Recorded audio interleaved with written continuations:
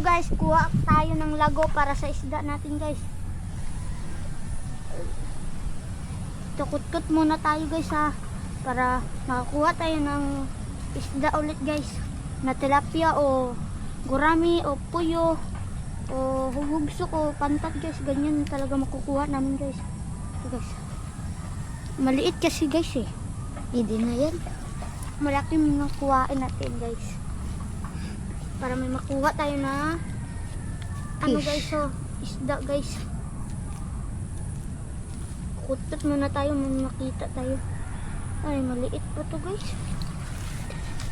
Bahay Pilipino, dito kami sa Pilipino.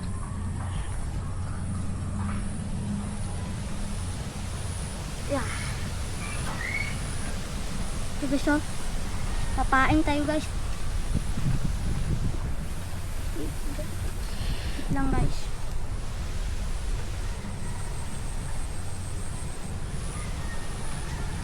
Ito guys, oh.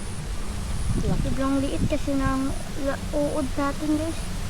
Pero kaya na yun guys. Natukob na din yung isda ito guys. Dito po yung lagay namin yung tilapia namin nahuli na isa guys. Yo. Butang na natin din na